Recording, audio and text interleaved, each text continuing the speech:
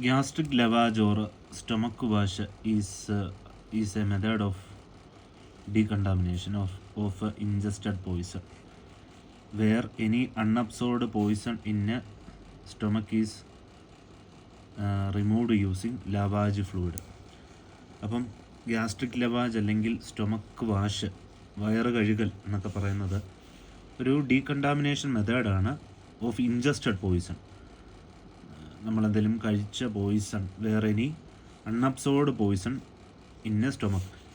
ഈ absorbed Poisson നമുക്ക് remove ചെയ്യാൻ പറ്റത്തില്ല. അൺഅബ്സോർഡ് പോയിസൺ അത് പെട്ടെന്ന് ശ്രദ്ധിക്കുക. നമ്മൾ കഴിച്ച ഇൻജസ്റ്റഡ് പോയിസൺ കഴിച്ചത് ഏതെങ്കിലും അൺഅബ്സോർബായിട്ട് കിടക്കുന്ന സ്റ്റൊമക്കിൽ കിടക്കുന്നത് നമുക്ക് റിമൂവ് ചെയ്യുന്നത് ബൈ യൂസിങ് ഒരു ഫ്ലൂയിഡ്, അതാണ് ലവാജ് ഫ്ലൂ. അതുകൊണ്ടാണ് ഗ്യാസ്ട്രിക് ലവാജ് എന്ന് പേര് പറയുന്നത്. ഇൻഡിക്കേഷൻസ് എന്ന് പറയുന്നത് നമുക്കറിയാം, ഇത് ഡീകണ്ടാമിനേഷൻ ഓഫ് ഇൻജസ്റ്റഡ് പോയിസണിങ് ആണ്. ഇൻജസ്റ്റഡ് പോയിസൺ വിത്തിൻ 3 hours, 3 മണിക്കൂറിനകം തന്നെ ചെയ്യണം ഗ്യാസ്ട്രിക് ലവാജ്. എന്തൊക്കെയാണ് ഇൻഡിക്കേഷൻസ് നമുക്ക് നോക്കാം. Absolute indication, especially corrosive poisoning. പക്ഷേ കോറോസീവ് പോയിസണിങ് എന്ന് പറഞ്ഞാൽ അത് എന്താണ്? കോറോസീവ് എന്ന് പറയുന്നത് നമ്മുടെ ഹൈഡ്രോക്സ് സൾഫ്യൂരിക് ആസിഡ്, അങ്ങനെ അത്യാവശ്യം നല്ല സ്ട്രോങ് ആസിഡ്സ് നമുക്ക് പോയിസണിങ് ഒക്കെ ചെയ്ത് കഴിഞ്ഞാൽ ഗ്യാസ്ട്രിക് ലവാജ് വഴി റിമൂവ് ചെയ്യാം. പക്ഷേ അതിനൊരു എക്സെപ്ഷൻ ഉണ്ട്, അതാണ് കാർബോളിക് ആസിഡ്. പിന്നെ റിലേറ്റീവായിട്ട് കൺവൾസൻസ് പോയിസൺ, എന്തെങ്കിലും അപസ്മാരമായിട്ടുള്ള പോയിസണിങ്. പിന്നെ കൊമറ്റോസ് പേഷ്യൻസിന് അബ്സല്യൂട്ട് കോൺട്രാ ഇൻഡിക്കേഷൻസ് ആണ്. അബ്സല്യൂട്ട് നമുക്കിത് ചെയ്യാൻ പറ്റത്തില്ല. അതുപോലെ തന്നെ അപസ്മാരമുള്ള എന്തെങ്കിലും പറ്റിയ ആ പോയിസണിങ്, കൊമറ്റോസ് പേഷ്യൻ്റ്, വോളറ്റൈൽ പോയിസൺസിന് നമുക്കിത് പറ്റത്തില്ല. അപ്പർ GIT ഡിസീസ്, എന്തെങ്കിലും വയറിന് അസുഖമുള്ളവർ, എക്സാമ്പിൾ ഈസോഫേജൽ വൈറസസോ, എന്തെങ്കിലും മാർക്കഡ് ഹൈപ്പോതെർമിയോ, ടെമ്പറേച്ചർ കുറയുകയോ, ഹെമറാജിക് ഡയത്തസിസ്, ഭയങ്കരമായിട്ട് ബ്ലീഡിങ് നടക്കുന്ന അസുഖങ്ങളോ, ഇവയിലൊന്നും നമുക്ക് അബ്സല്യൂട്ടായിട്ട് കോൺട്രാ ഇൻഡിക്കേഷനാണ് ഗ്യാസ്ട്രിക് ലവാജ് ചെയ്തുകൂടാ. ഏതൊക്കെ? Corrosive poisoning except carbolic acid. Relative എന്ന് പറയുന്നത് convulsant, comatose, volatile, upper GIT disease, marked hypothermia, haemorrhagic diathesis. ഇനി എന്തുകൊണ്ടാണ് ഈ കൊറോസീവ് പോയിസണിങ് ചെയ്തുകൂടാന്ന് ചോദിച്ചാൽ തീർച്ചയായിട്ടും അവിടെ ആസിഡ് ചെന്ന് പെർഫറേഷനൊക്കെ നടത്താൻ സാധ്യതയുണ്ട്. അതുകൊണ്ട് അത് ചെയ്തുകൂടാ. കൺവൾസൻ പോയിസണിങ്സ് ആണെങ്കിലോ പിന്നെയും അവിടെ കൺവൾഷൻ വരാനുള്ള സാധ്യതയുണ്ട്. അതുകൊണ്ടാണ്. കൊമറ്റോസ് പോയിസൻ്റെ ആണെങ്കിലും തീർച്ചയായിട്ടും ഈ റിസ്ക് ഓഫ് ആസ്പിറേഷൻ ഉണ്ടാവാൻ സാധ്യതയുണ്ട്, fluid into air passages. അങ്ങനെ ആസ്പിറേഷൻ നടന്നാൽ വീണ്ടും അവിടെ ആസ്പിറേഷൻ ന്യൂമോണിയ ഉണ്ടാവാനുള്ള സാധ്യതയുണ്ട്. ഇനി വോളറ്റൈൽ പോയിസൺ ആണെങ്കിലോ, വോളറ്റൈൽ പോയിസണിങ് ആണെങ്കിൽ അതും ചെയ്തുകൂടാ, കാരണം may be inhaled.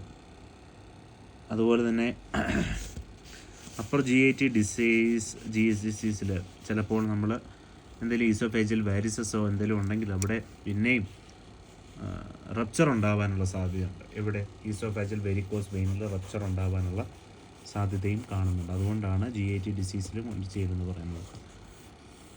Steps to overcome, തീർച്ചയായിട്ടും കൊറോസീവ് പോയിസണിങ്സിൽ നമ്മൾ ഗ്യാസ്ട്രിക് ലവാജ് ചെയ്തുകൂടാ. അതുപോലെ കൺവൾസൻ പോയിസണിങ്ങിൽ അത് വീണ്ടും അപസ്മാരം ഉണ്ടാക്കാൻ സാധ്യതയുണ്ട്. കൺട്രോൾ ദ കൺവൾഷൻ, ആദ്യം അപസ്മാരം നിർത്തുക, എന്നിട്ട് നമുക്കിത് ഗ്യാസ്ട്രിക് ലവാജ് ചെയ്യാൻ പറ്റുമെന്നാണ് പറയുന്നത്.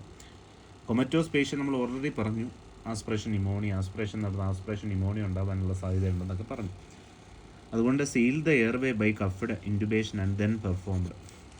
നമ്മൾ എയർവേ ബ്രീത്തിങ് സർക്കുലേഷൻ്റെ അകത്ത് എയർവേ നമ്മൾ എന്തെങ്കിലും ഒബ്സ്ട്രക്ഷൻസോ കാര്യങ്ങളോ നമുക്ക് പറയത്തില്ല. Seal the airway by cuffed intubation and then perform. Intubation ചെയ്തിട്ട് നമുക്കിത് ചെയ്യാം.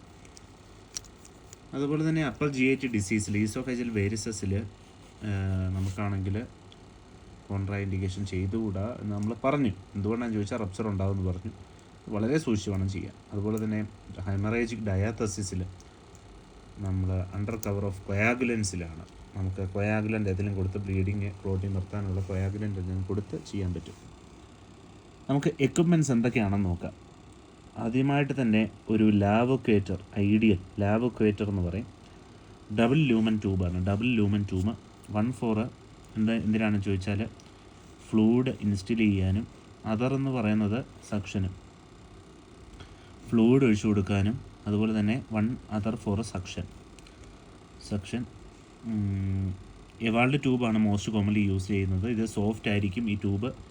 നോൺ കൊളാപ്സിബിൾ എന്ന് പറഞ്ഞാൽ പ്രത്യേകിച്ച് കൊളാപ്സ് ആവത്തില്ല.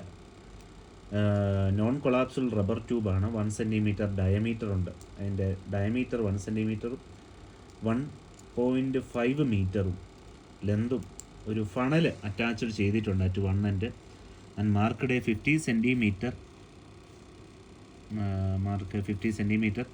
അറ്റ് മിഡ് പോയിൻറ്റിൽ, അതിൻ്റെ മിഡ് പോയിൻറ്റിൽ ഒരു സക്ഷൻ ബൾബും ഉണ്ട് to pump out the stomach content.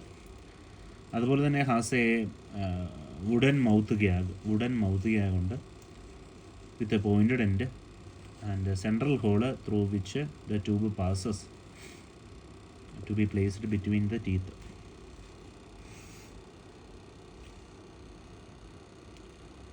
നമ്മൾ എവാൾഡ് ട്യൂബാണ് അല്ലെങ്കിൽ അവക്വേറ്റർ ഐഡിയൽ എന്നൊക്കെ പറഞ്ഞു. നമ്മൾ കുട്ടികളിലാണ് റൈൽസ് ട്യൂബാണ് യൂസ് ചെയ്യുന്നത് കേട്ടോ. പ്രൊസീജിയർ എന്താണെന്ന് നോക്കാം. Patients should be lying in on his left side or prone with head ഹാങ്ങിങ് over edge of a bed. ഒരു ബെഡിൽ കിടത്തുക, lying on his left side with prone, ഒന്നെങ്കിൽ പ്രോൺ പൊസിഷനിലോ തിരിഞ്ഞ് കിടത്തിയോ അതല്ലെങ്കിൽ ലെഫ്റ്റ് സൈഡ് പൊസിഷനിലോ വെച്ചിട്ട് ഹെഡ് ഹാങ് ചെയ്യണം. എങ്ങോട്ട്? Over the edge of the bed, face downward. Face ആണെങ്കിൽ നമ്മുടെ ഈ ബെഡിൻ്റെ താഴോട്ട് തല ലോവർ ഡൗൺ ചെയ്തിട്ട്, സോ ദാറ്റ് എന്തിനാന്ന് ചോദിച്ചാൽ ഫേസ് ഡൗൺ ചെയ്യുന്നത് so that mouth is at a lower level than larynx. അതുകൊണ്ട് തന്നെ മൗത്ത് ആണെങ്കിൽ ലാരിങ്സിനെക്കാട്ടി ലോവർ ലെവലിലായിരിക്കും. To avoid trickling down of any fluid into larynx or trachea. എന്തിനാണെന്ന് ചോദിച്ചാൽ ഇത് എന്തെങ്കിലും ഫ്ലൂയിഡ് നമ്മൾ ഗ്യാസ്ട്രിക് ലാവാജ് ഫ്ലൂയിഡ് ഇൻസേർട്ട് കൊടുക്കുന്നുണ്ടല്ലോ, ആ ഫ്ലൂയിഡ് ലാരിങ്സോ ട്രക്കിയിലോട്ട് പോകാതിരിക്കാൻ വേണ്ടിയാണ് നമ്മുടെ ഈ തല ലൈൻ ഡൗൺ പൊസിഷൻ, ലെഫ്റ്റ് ലാറ്ററൽ പൊസിഷൻ, അതുപോലെ ബെഡ് ഡൗൺ പൊസിഷനിൽ കൊടുക്കുന്നത്. എൻഡ് ഓഫ് ഗ്യാസ്ട്രിക് ലവാജ് ട്യൂബി ഗ്യാസ്ട്രിക് ലവാജ് ട്യൂബിൻ്റെ എൻഡ് ലുബ്രിക്കേറ്റ് ചെയ്യുക, എന്നിട്ട് മൗത്തിലൂടെ ഇൻസേർട്ട് ചെയ്യുക through mouth into stomach till 50 centimetre mark is reached. 50ൻ്റെ ഒരു മാർക്ക് ഇവിടെ ഉണ്ടാവും, അത് റീച്ച് ചെയ്യുന്നവരെ കൊടുക്കുക. And end of the tube is in stomach is confirmed. അത് സ്റ്റൊമക്കിലേക്കാണ് പോയതെന്നുള്ളത് കൺഫേം ചെയ്യുക. പിന്നീട് about 250 ml of warm water, കുറച്ച് ചൂടുവെള്ളം, ഒരു ലാവാജ് ഫ്ലൂയിഡ്, ഒന്നെങ്കിൽ 250 ml ഓഫ് ലാവാജ് ഫ്ലൂയിഡ് എന്ന് പറഞ്ഞാൽ ചൂടുവെള്ളമോ അല്ലെങ്കിൽ ലാവാജ് ഫ്ലൂയിഡോ പോറ് ചെയ്യുക into the stomach through the tube after letting it act for few minute.